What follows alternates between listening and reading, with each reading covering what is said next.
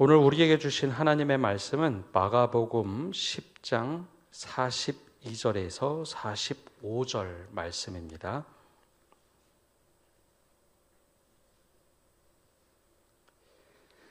이제 하나님의 말씀을 봉독합니다.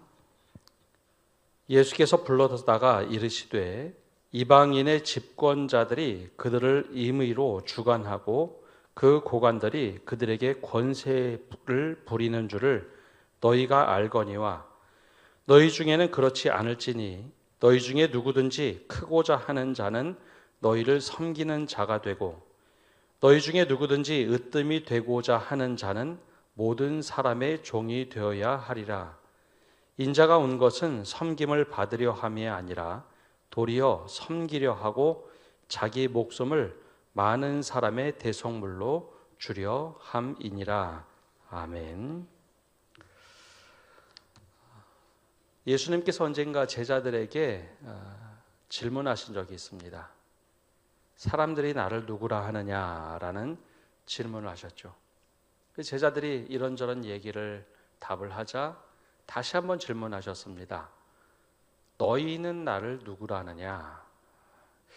예수님께서 이 질문하신 것은 사람들이 어떻게 생각하느냐를 물어보시기 위해서, 내가 그렇게 대처하기 위해서 물어보신 것이 아니라 예수님 스스로를, 예수님 당신을 과연 어떻게 제대로 이해하고 있는가 확인하고자 물어보셨습니다.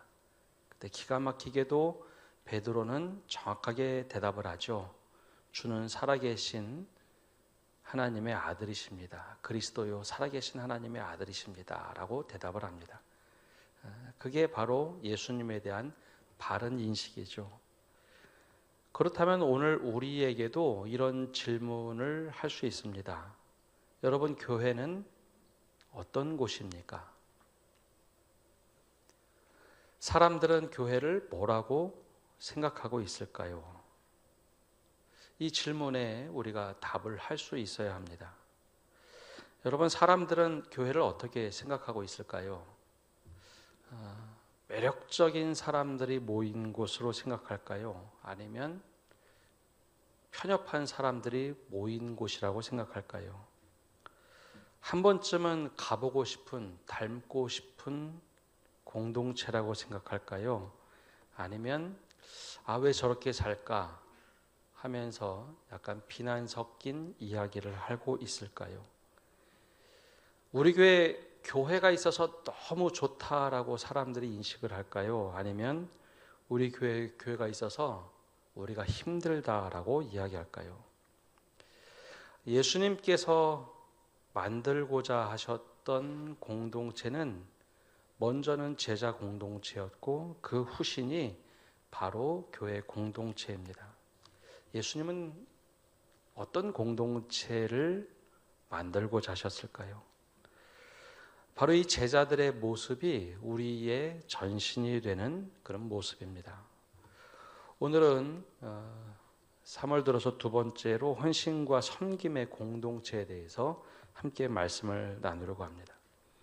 자, 이 질문을 기억하면서 우리가 또 한번 생각을 해봐야 합니다. 여러분, 우리가 선택할 수 있다면 어떤 모임에 나가기를 원하십니까? 먼저는 어떤 모임의 특권을 가지고 있는 사람들이 그 특권을 가지고 공동체 전체, 모임 전체를 이끄는 모임이 있습니다. 나머지는 들러리에 불과합니다.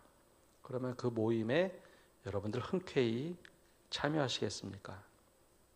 아니면 이와 달리 특권을 가진 사람들이 있긴 하지만 이 사람들이 다른 사람을 열심히 배려하고 더 섬겨주려고 노력하는 모임이 있다면 여러분 두 개의 모임 중에 어떤 모임을 나가시겠습니까? 아마 대체적으로 후자를 선택하실 겁니다. 먼저 시작했지만 기득권을 내려놓고 나를 맞이해주는 모임을 가려고 하겠죠. 그런데 이것을 방향을 살짝 바꿔보면 좀 다를 겁니다. 그 특권이 나에게 있다면, 내가 그 특권을 가진 사람이라면 여러분들은 그 모임을 어떻게 만들어 가시겠습니까? 내가 특권을 가지고 내가 마음대로 주무를 수 있는 모임이라면 아마 그 특권을 내려놓기 싫어할 겁니다. 원래 사람이 그렇죠. 그래서 그 모임을 그렇게 만들어 가려고 할 겁니다. 자, 이 질문을 그대로 교회에 적용해 보면 여러분들은 어떤 교회를 택하시겠습니까? 사실 이 질문은 예수님께서 제자들에게 하셨던 질문이며 그 이야기로 오늘 말씀이 시작이 됩니다. 예수님과 함께 했던 제자들, 예수님의 부름을 받은 제자들은 12명이었습니다. 갈릴리 지역 출신도 있었고 직업으로는 어부도 있었고 세리도 있었고 열심당원도 있었습니다. 다양한 사람들이 모였죠. 근데 그 중에 3명의 사람들은 아주 특별한 대우를 받았다고 생각했던 사람들입니다. 그 3사람이 시몬 베드로 그리고 세베대의 아들 야고보와 요한입니다. 우리가 잘 알고 있는 것처럼 시몬 베드로는 스스로 또 타자가 이야기하기를 예수님의 수제자라고 불렀습니다. 그리고 세베대의 아들 야고보와 요한은 우레의 아들이라고 있는 별명을 가지고 있었는데 그 이야기는 성격도 굉장히 급하고 소리를 버럭버럭 잘 지르던 그 모습을 대변합니다. 그런데 이 3사람이 왜 특별했느냐? 예수님께서 사역하실 때 회당장 야이로의 딸이 죽었을 때 그 집으로 데려갔던 사람이 이 3사람이었습니다. 또 겟세마네 동산에 가서 기도하실 때도 특별하게 데려갔던 제자들이 있는데 이 3사람이었고 또 변화산에 오르실 때도 이 3사람을 데리고 함께 가셨습니다. 12명 다 데려갔으면 참 좋겠는데 그러지 않으셨죠. 근데 여기에 더 특별한 이들이 있었는데 바로 이 세베대의 아들 야고보와 요한입니다. 이 세베대의 아내가 살로메라는 여인이었는데 전승에 의하면 이 살로메는 예수님의 어머니 마리아와 형제였습니다. 이 말을 돌려서 얘기하면 아마도 야고보와 요한은 예수님의 친척이었다라는 거죠. 그러니 예수님의 12제자 공동체 중에 이 3사람은 아주 특별하게 예수님이 생각한다라고 스스로 생각했습니다. 근데 예수님은 좀 달랐습니다. 이들에게 특권을 주기 위해서 데리고 다닌 것이 아니라 예수님의 사역 현장에 데리고 다니면서 너희가 도대체 믿음을 어떻게 가져야 할지 그것을 더 보여주고 싶어 했는데 이들은 좀 다르게 생각했습니다. 우리에게 특권이 있다. 그래서 오늘 우리가 읽은 말씀 바로 앞에 보면 이들에 대한 이야기가 아주 자세하게 나옵니다. 그럼 이 3사람이 믿음이 없었느냐? 아니요. 갈릴리 살던 이들이 그물을 던지고 배를 버려두고 예수님을 따르던 그런 믿음이 있었다는 거죠. 아주 순수한 믿음이 있었습니다. 그러면서 3년의 시간을 보내면서 예수님과 가까운 시간을 보내고 예수님의 행동이 뭐가 좀 달라졌다. 이때쯤 되면 예수님이 사람들의 추대를 받고 우리가 기대하던 메시아의 자리에 오르진 않을까라는 생각이 들었을 때쯤이었던 것 같습니다. 야고보와 요한이 어느 날 제자들과 함께 있는 자리에서 말을 꺼내죠. 예수님, 주님이 높은 자리에 오르시면 한 사람은 오른편에 한 사람은 왼편에 자리하게 해주십시오. 야고보와 요한이 청탁을 합니다. 지금까지도 특별 대우를 받는다라고 생각해서 다른 제자들이 조금 불편하게 생각을 했는데 모두가 있는 자리에서 이 부탁을 합니다. 물론 다른 성경에 보면 어머니 살로메까지 쫓아와서 예수님께 따로 청탁을 하는 모습도 나옵니다. 근데 이 이야기를 듣고 10명의 제자들이 화가 났습니다. 아마 이 가운데는 베드로도 있었을 것 같습니다. 그래서 이 2명과 10명의 제자들이 크게 다툼이 벌어졌죠. 이 모습을 보고 예수님이 뭐라고 말씀하셨느냐? 우리가 읽은 바로 42절에 이렇게 말씀을 하십니다. 우리 42절 말씀 함께 읽어보겠습니다. 예수께서 불러다가 이르시되 이방인의 집권자들이 그들을 임의로 주관하고 그 고관들이 그들에게 권세를 부리는 줄을 너희가 알거니와. 아멘. 세상에 성공하거나 권세를 갖고 다른 사람을 부리는 일을 싫어하는 사람은 없을 겁니다. 모두가 그렇다는 거죠. 이방인의 집권자들이라 라고 지칭을 했지만 다른 말로 하면 세상의 모든 사람들은 권세를 갖고 임의로 주관하는 것을 좋아한다라는 겁니다. 그리고 그 고관들이 권세 부리는 것이 당연하다라고 생각하는 세상이라는 것이죠. 이것을 추구하는 것을 잘못이라고 이야기하기는 어렵습니다. 세상이 그렇게 지금까지도 흘러오고 우리도 그렇게 배웠습니다. 가끔 교보문고를 직접 가서 요즘에 유행하는 책이 뭐냐, 즉 사람들의 관심이 어디 있느냐 좀 살펴봅니다. 또 뭐 예스24, 알라딘 같은 곳에 보면 온라인으로 들어가도 이달의 책, 베스트셀러 혹은 올해의 책들을 소개를 합니다. 근데 그 책들을 보면 되게 뭐 자기계발서도 많고 성공하거나 부자가 되는 지름길에 대한 소개의 책들이 늘 상위권에 올라옵니다. 이게 사람들의 온통 관심이 남들보다 어떻게 하면 조금 더 잘 사느냐, 어떻게 하면 조금 더 권세 있는 사람이 되느냐, 거기에 관심이 있다는 것이죠. 그렇게 세상은 흘러갑니다. 그런데 예수님께서 왜 이 이야기를 하셨을까요? 여러분, 신앙 공동체라는 교회 안에도 제자들 안에도 이런 모습이 그대로 몸에 배어 있다는 거죠. 세상에 권세를 갖고 휘두르는 사람들이 많습니다. 그것을 잘못됐다고 할 수는 없어요. 그런데 이 모습을 가지고 고스란히 신앙으로 이렇게 덮어버리면 그게 믿음이 좋다고 우리가 착각을 합니다. 그래서 우리가 그런 기도를 많이 하죠. 꼬리가 되지 말고 머리가 되게 해달라. 이게 좋은 기도처럼 보이지만 예수님이 생각하신 공동체, 예수님이 생각하신 모습과는 참 다릅니다. 우리가 가지고 있는 욕망은 원래 1등이 되고 싶고 권세를 가지고 싶어 하는 겁니다. 그런데 그것에 믿음으로 포장했다고 그게 좋은 신앙이냐? 그것은 아니라는 거죠. 주님이 말씀하시기를 이방인들은, 즉 세상의 모든 사람들은 그렇다라고 얘기하죠. 야고보와 요한을 콕 집어서 이야기하지는 않으셨지만 그 자체 믿음으로 그것을 추구하는 것에는 무엇인가 문제가 있다라는 겁니다.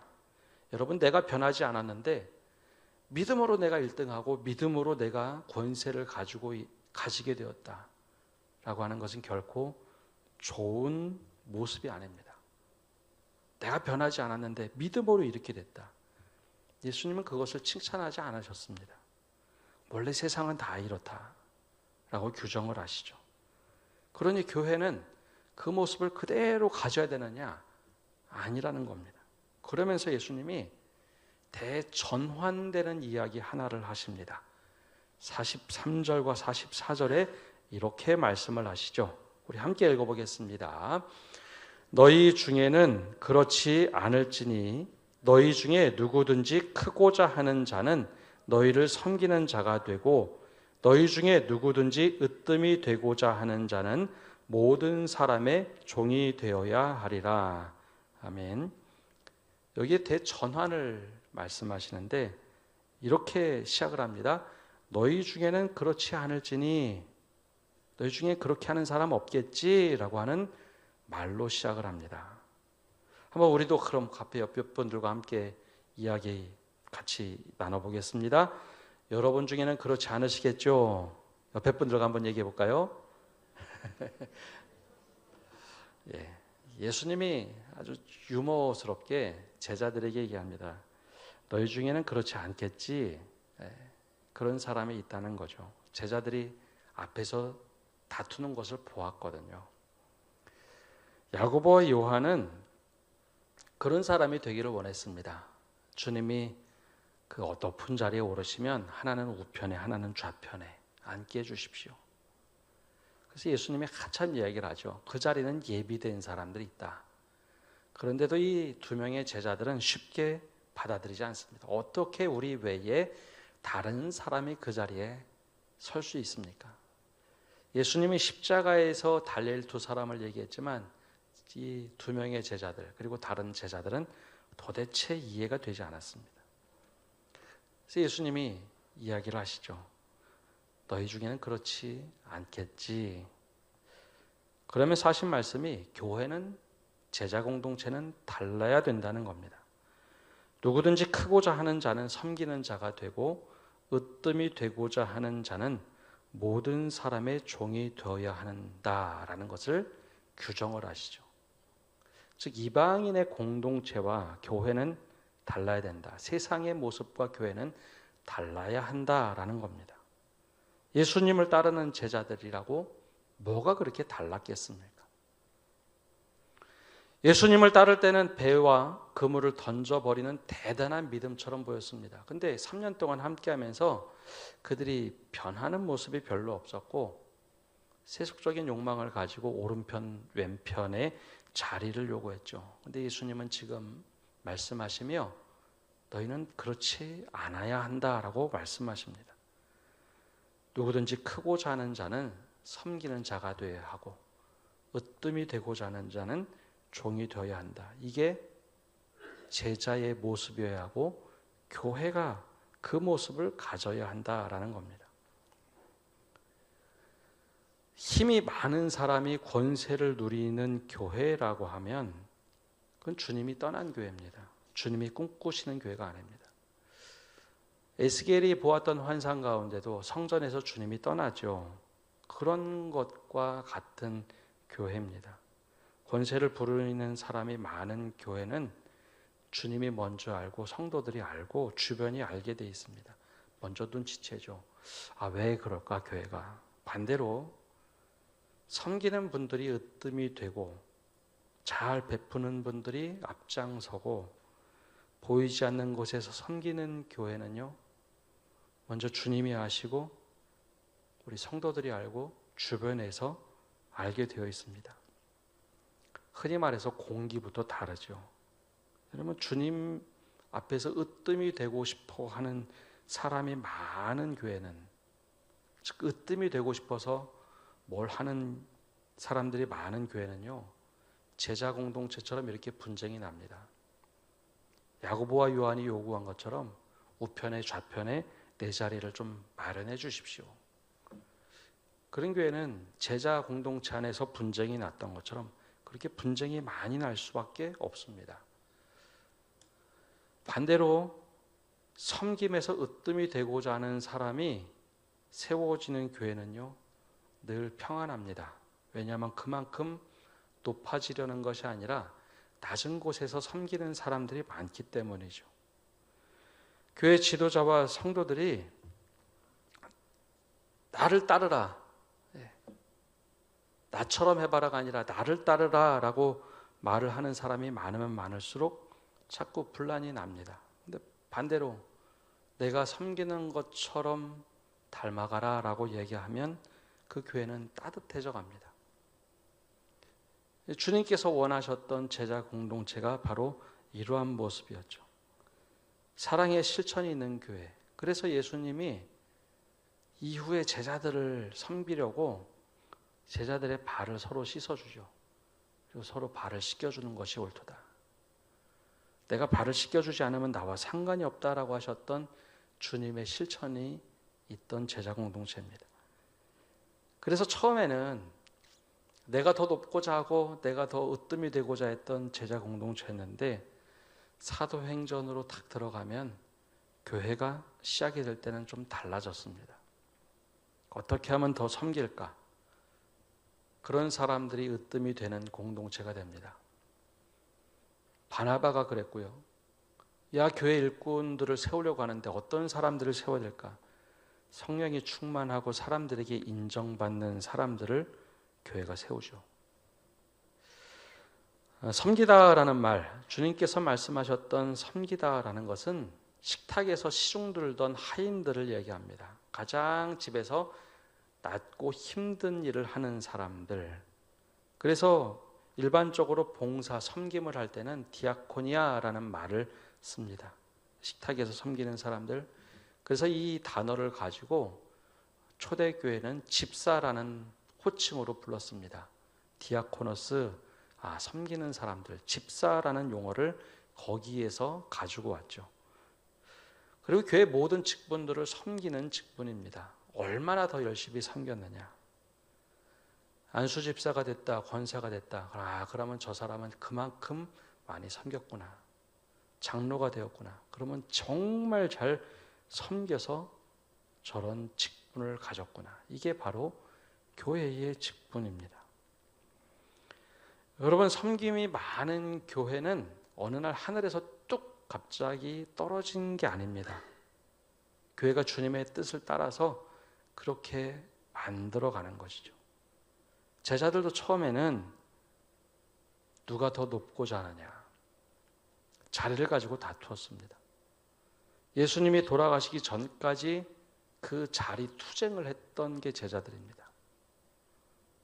그런데 예수님께서 꿈꾸셨던 그리고 만들고자 했던 교회는 그 모습이 아니었다는 거죠. 으뜸이 되고자 하는 자는 종이 되어야 하고, 권세를 가지고자 한다면 남들을 섬기는 사람들이 그런 사람이 되어야 한다라는 겁니다. 그런 면에서 오늘 우리 교회의 모습은 우리에게 어떻게 비춰주고 있습니까? 섬기는 사람들이 많은 교회, 그 교회가 건강하고 아름다운 교회입니다. 그런 교회가 굵어질수록, 줄기가 굵어질수록 건강한 교회입니다. 마지막으로 주님께서는 당신 스스로 어떻게 섬기는 삶이 되어야 하는가 45절에 이렇게 말씀을 하십니다. 우리 45절 말씀 함께 읽어보겠습니다.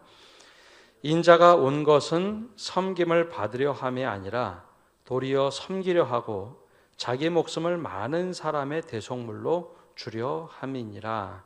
아멘. 우리가 너무나 잘 알고 있는 말씀이죠. 인자가 온 것은 섬김을 받으려 함이 아니라 도리어 섬기려 하고 자기 목숨을 너희를 위해서가 아닙니다. 많은 사람의 대속물로 주려 함이라. 이게 우리가 눈으로 보고 잘못 읽는 말씀이죠. 많은 사람의 대속물. 저의 제자들, 그리스도인들을 위해서 대속물로 주려 한 것이 아니라 많은 사람의 대속물로 주려 하신 겁니다. 교회는 바로 이 모습을 지녀야 합니다. 예수님의 최고 섬김의 모습은 많은 사람의 대속물로 주기 위해서 이 땅에 오시고 섬기셨던 모습이죠. 교회가 바로 이제 그 모습이 되어야 합니다. 여러분, 교회는 세상을 위해서 존재하는 교회입니다. 주님께서 그렇게 규정을 하셨어요. 얼핏 우리가 생각하면 교회는 우리 그리스도인들, 교인들이 모여서 예배하고 또 교인들이 모여서 함께 교제를 나누는 곳으로만 생각을 합니다. 근데 주님의 몸된 교회, 예수님의 몸된 교회는, 예수님 자체가 되는 이 교회는 그대로 이 말씀에 적용해 보면 섬김을 받으려 함이 아니라 교회는 오히려 섬기는 곳이려야 하고, 이 교회의 생명을 많은 사람들의 대속물로 내주어 주는 곳, 이게 바로 교회라는 것이죠. 그래서 교회는 단순히 우리가 모여서 예배만 드리는 곳이 되면 반쪽짜리 교회가 되는 겁니다. 세상 속에서 빛과 소금의 역할을 하는 곳이 진짜 교회가 교회다운 곳이 되는 곳이죠. 벌써 오래전 이야기가 됐는데요. 2000년 2월에 코로나가 확산이 되었습니다. 그때 교회가 온라인으로 예배할 수밖에 없는 상황이 되었습니다. 물론 정부에서도 강력하게 권고를 했죠. 물론 그때 여러 가지 모습의 교회들이 나타났습니다. 온라인 예배로 전환하고 예배당에 모이지 못했던 교회들, 어떤 교회들은 믿음을 지키겠다고 열심히 모였던 교회들도 있습니다. 또 어떤 우리 교회는 당시 온라인으로 바로 전환을 해서 온라인으로 예배를 드렸습니다. 상황이 좀 호전돼서 교회 예배당에서 모일 수 있었을 때 우리도 1, 2, 3부 예배를 드리면서 예배당에 모여서 예배를 드렸습니다. 근데 이때 제 주변에 이렇게 쭉 돌아다니면서 교회들을 보면서 저 문구만큼은 붙이지 말아야겠다라고 생각이 된 것이 있습니다. 그 당시에도 설교할 때 말씀드렸지만 많은 교회들이 어떻게 예배당 입구에 붙였느냐 하면 외부인 출입 금지라는 말을 붙이기 시작했습니다. 외부인은 오지 말라는 거죠. 외부인이라고 하는 이 용어 속에 뭐가 있을까요? 외부인 출입 금지라고 할 때는 외부인은 내가 알지 못하고 이 사람들은 코로나에 걸렸을지 모르니까 오지 말라는 겁니다. 그러면 내부인은 코로나에 걸리지 않았을까요? 아니요, 그렇지 않았습니다. 바이러스는 내부인, 외부인 상관없이 모두에게 퍼지던 그런 존재였습니다. 내부인이라고 안심이 되는 것 아니고 외부인이라고 혐오를 주어서는 안 되는데 정말 많은 교회들이 외부인 출입금지, 외부인은 교회도 오지 말라라고 표를 내걸었습니다. 그리고 관공서에서 오는 사람들을 굉장히 싫어했습니다. 저희는 그러지 말고 관공서에서 오는 분들이 있으면 주일날 그분들 어쩔 수 없이 또 근무하니까 선물도 주고 먹을 것 있으면 같이 나눠주자라고 했습니다. 물론 그 당시 바로 전에는 이런 문구도 많이 붙였죠. 신천지 출입금지. 물론 의도는 압니다. 그런데 지금 돌아와서 보니 외부인 출입금지 혹은 신천지 출입금지, 밖에는 사람들을 단절해놓고 우리끼리 모이고 섬김이 사라졌던 시대였습니다. 그런데 정반대의 교회를 좀 보게 됐습니다. 우리나라는 이렇게 한 교회들이 아주 소수였지만 미국에서 사역하던 후배가 글 하나를 보내왔습니다. 목사님, 여기서 깜짝 놀란 일이 있는데 미국의 교회가 좀 다릅니다 라는 글이었습니다. 코로나19는 우리나라뿐만 아니라 전 세계를 강타했죠. 미국도 우리나라보다 훨씬 더 많은 비율의 사망자가 났을 때입니다. LA에 있던 많은 교회들이 그 교회는 국가의 명령보다는 자발적으로 모이기를 좀 금지했습니다. 대규모로 이렇게 찬양하고 하는 것이 부담이었죠. 그런데 자발적으로 예배를 멈췄던 교회가 이상한 일을 시작했다라는 겁니다. 집에서 고립된 가정이 너무 많으니까 교회가 방을 열어서 타가소를 운영하기 시작했다라는 겁니다. 부모들은 나가서 일해야 되는데 집에 애들을 방치할 수밖에 없고 모든 타가소들, 어린이집들이 폐쇄가 되니 교회가 거꾸로 타가소를 열었다는 겁니다. 거기에 처음에 충격을 받았다고 했습니다. 또 더 나가서 다들 고립되고 밥을 먹을 수가 없는 상황, 막 식료품 털이하는 사람들도 있을 때 교회가 그러지 말고 우리가 무료 급식소를 열자. 마스크 잘 착용하고 무엇인가 음식 잘 만들어서 나눠주면 괜찮겠다. 그래서 예산의 상당 부분을 모이지 못하니까 그 예산을 무료 급식소로 열더라라는 겁니다. 그래서 이 유학하던 또 현지 교회에서 사역하던 몇 명의 목사들이 그런 글을 보내줬습니다. 깜짝 놀랐다는 겁니다. 그러면서 그 이야기를 하더라는 겁니다. 코로나가 끝나고 나면 과연 그 사람들이 영적으로 공황이 생겼을 때 어떻게 할 것인가? 다시 교회로 올 수밖에 없다는 거죠. 그러면서 섬김의 교회가 과연 무엇인지 자기는 미국 몇몇 교회들을 통해서 보고 있다라고 했습니다. 그리고 실제로 여러분 코로나가 지나고 난 후에 우리 교회도 마찬가지지만 많은 교회들이 20%에서 30%, 많게는 50%까지 줄은 교회들이 있습니다. 근데 열심히 잘 섬겼던 교회들은 여러분 거꾸로 사람들이 야 교회답다라고 생각해서 교회로 찾아 나온 교회들이 있습니다. 그리고 우리는 지금 이 시대를 살아가고 있습니다. 여러분, 우리가 신앙을 가지고 있지 않다면 여러분 어디를 찾아가시겠습니까? 가장 힘들 때, 가장 힘들 때 우리를 보듬고 도와주는 교회, 많은 사람들을 위해서 대속물로 기꺼이 내어주는 그런 공동체를 찾아 나가지 않겠습니까? 교회는 바로 주님의 몸된 교회는 그런 섬기는 교회입니다.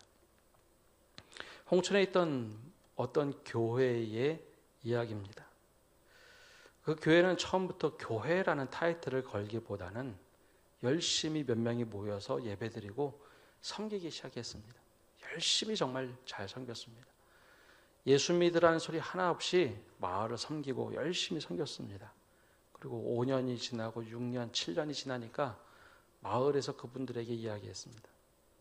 처음에는 교회 들어온 거 그렇게 반대하던 사람들이 여기 교회가 생겼으면 좋겠다. 교회라는 거 알지만 교회라는 이름 타이틀을 걸고 하면 좋겠다. 그러면 내가 먼저 등록해서 다니겠노라고. 그리고 교회가 이제 제대로 된 건물을 좀 세워야 되지 않겠는가라고 하자 마을 사람들이 예산이 부족하면 우리가 그 교회가 있어서 너무 좋으니까 우리가 조금 더 돈을 돕겠노라고. 교회 건축하는데 오히려 거꾸로 마을 사람들이 돕기 시작했습니다. 여러분, 주님께서 우리에게 가르쳐 주신 교회는 바로 이렇게 변해가는 교회입니다. 세상에 누구든지 힘을 갖고 있는 거 다 좋아합니다. 그게 바로 내가 되면 제일 좋죠. 그거를 가지고 열심히 다른 사람들에게 명령하고 하는 거 다 좋아합니다. 근데 교회는, 제자 공동체는 그러지 말아야 한다라는 것이 예수님의 가르침입니다. 믿음으로 1등 되고 권세를 갖는 것? 아니요. 그게 잘못된 겁니다. 우리가 오랫동안 그렇게 가르쳤어요. 믿음을 가지고 1등 되는 것을, 욕망을 푸는 것으로 믿음을 소비하도록 가르쳤습니다.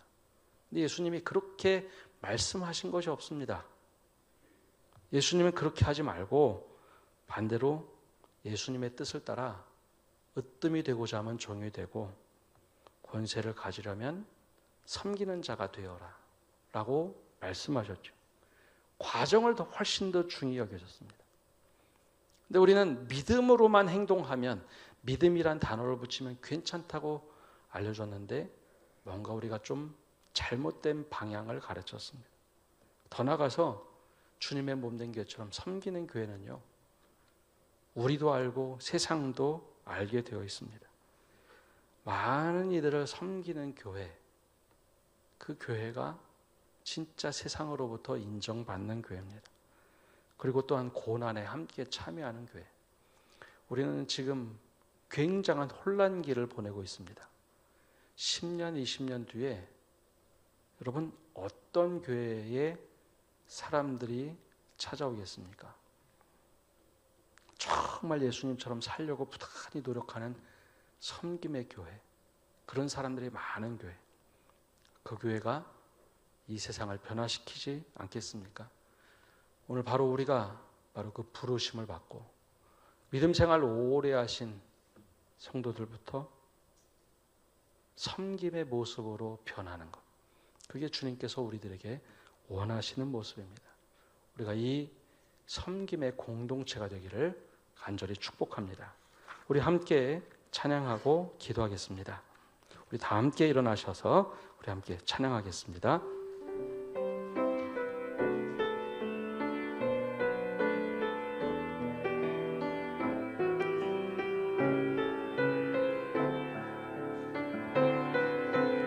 주보혈 날 정결케 하고, 주보혈 날 정결케 하고, 주 오열날 자유케 하니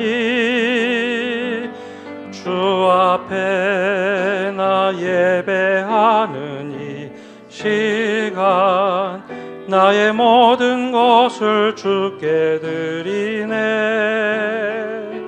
주의 손 날 위해 찢기셨고 주의 발 날 위에 박히셨으니 이제는 내가 사는 것이 아니요 오직 주를 위해 사는 것이라. 주의 손에 나의 손을 포개고 주의 손에 나의 손을 포개고 또 주의 발을 나의 발에 포개어 나 주와 함께 죽고 또 주와 함께 살리라. 영원토록 주 위에 살리라. 주의 손에 나의 손을 포개고 또 주의 발에 나의 발을 포개어 나 주와 함께 죽고 또 주와 함께 살리라. 영원토록 주 위에 살리라. 주 위에 살리라. 우리 함께 기도하며 나갑시다. 우리가 믿음을 가져도 권세 갖는 것, 높은 자리에 오르는 것 우리의 욕망이기에 당연한 것입니다. 그러나 우리가 그것을 믿음으로 포장하지 않게 달라고 기도합시다. 두 번째 기도 제목은 우리가 주님의 뜻을 따라서 권세를 부리는 것이 아니라 섬김의 으뜸이 되는 사람이 되게 달라고 기도합시다. 권세를 부리는 것이 아니라 오히려 다른 사람을 잘 섬겨서 그것으로 인정받는 사람이 되게 달라고 기도합시다. 마지막으로 우리 교회가 많은 이들을 섬기고 고난에 참여하는 교회가 될 때 주님, 우리 교회가 세상으로부터 인정받는 교회, 소망이 되는 교회가 되게 달라고 우리 세 가지 기도 제목을 가지고 합심해서 기도하며 나가겠습니다. 기도하겠습니다. 하나님 아버지, 이 시간 기도하며 나갑니다. 우리가 욕망을 가지고 1등이 되는 것에 너무나 많이 매진했습니다. 근데 그 과정이 믿음으로 포장이 돼서 내가 더 힘을 갖고 내가 더 많은 부를 갖고 내가 더 세상에서 힘을 가진 사람이 되는 것, 더 교회에서 힘을 가진 사람이 되는 것, 그것이 믿음이라고 생각하고 그런 모습으로 우리가 살아왔습니다. 주님께서 제자들에게 말하면서 우리에게는 그런 사람이 없겠지, 우리에게는 그런 사람이 없겠지라고 말씀하실 때 우리가 부끄러워할 수 있는 저희가 되게 하여 주시옵소서. 하나님, 오히려 우리가 섬김의 으뜸이 되는 사람이 되게 하여 주옵소서. 하나님, 어제 낮아짐의 으뜸이 되는 사람이 되게 하여 주시옵소서. 내가 낮은 자리에서 열심히 섬겼더니 사람들이 인정하고 우리를 추켜 세워주시는 그런 믿음의 사람들이 될 수 있도록 은혜 내려 주시옵소서.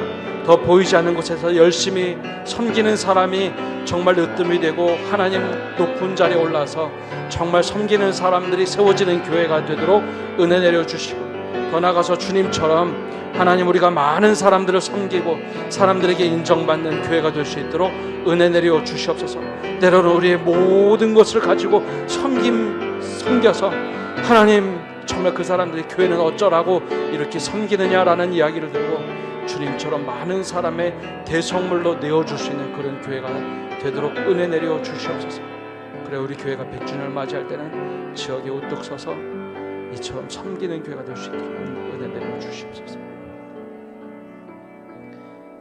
주님, 때로는 우리가 믿음으로 잘 포장해서 권세를 누리고 1등이 되는 것, 최고의 자리에 오르는 것, 그것이 믿음인 양 잘 포장해서 살 때가 참 많이 있습니다.